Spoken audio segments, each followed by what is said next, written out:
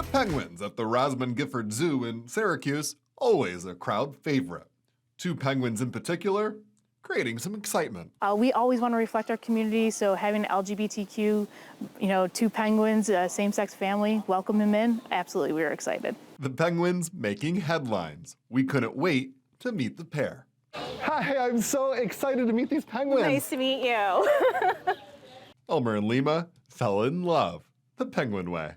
In the case of Elmer and Lima, the male-male pair that we had this last year, they hung out a lot when they were growing up together. And then once the breeding season started, they started picking up pebbles and building a little nest and doing a territory like any other pair would do. And the pair bond just became stronger and stronger and stronger. But is this possible?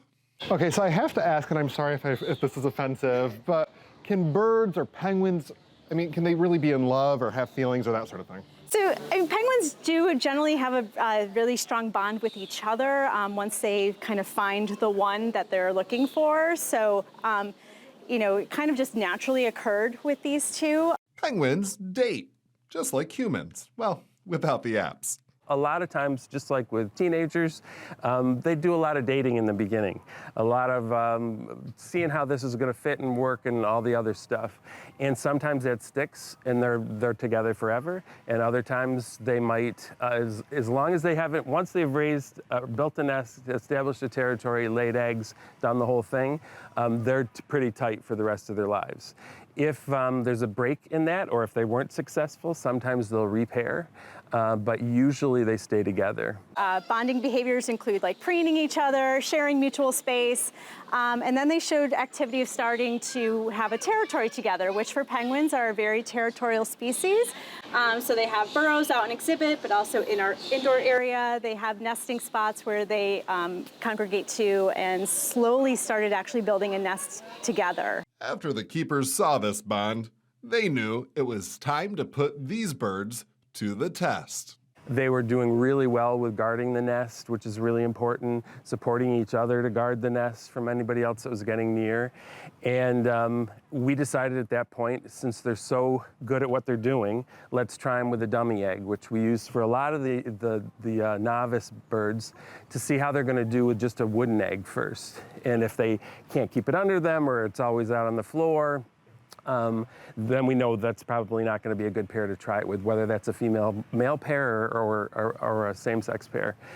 In the case of Elmer and Lima, they did an exceptional job. They guarded the egg, they turned the egg, they took turns incubating the egg. So we decided, let's take it one step farther.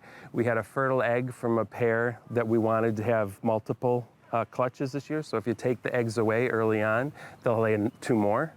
So we did that with them, gave them the egg, and they hatched it, and it was amazing to watch because they were really, really good parents. I think it's kind of common belief, or at least my personal belief, that folks are kind of born gay or straight. I would say with penguins, probably on your end, hard to tell, but this isn't anything that you're like training them to do. It's no, with any colony and across the country, dynamics can change as far as how many males and females you have in particular colonies. So again, we just try to see where relationships start developing, and then just if they seem to be doing okay with one another, then we provide them all the necessary materials to continue those natural behaviors that they would be exhibiting. In this case, that material was an egg.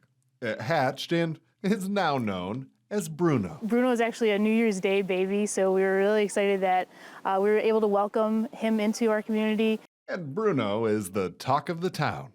in the song they say, we don't talk about Bruno. Here at the zoo, you do a lot of talking about Bruno. And we love it. And we talk about Bruno in the hallways, we talk about Bruno everywhere.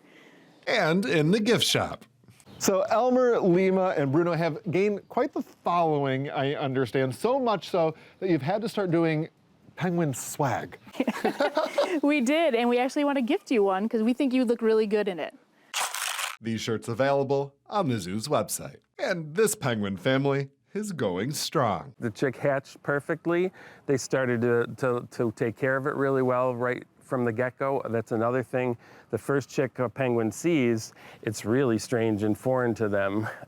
They've probably never seen one before, and some react badly, and others immediately take to it.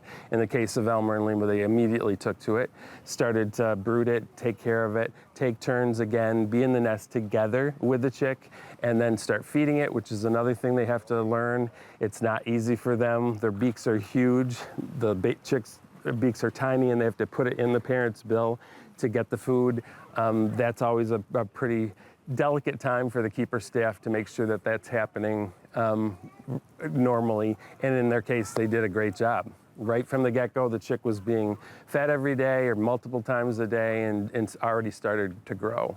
They say that this form of family, more common than all this buzz would suggest. Yeah, pretty much every species you could pretty much find something that there are same-sex pairs. It's been in the animal kingdom as long as anybody can remember, so I imagine it's always been there, but they seem very happy and we're happy to help them be happy. It's natural.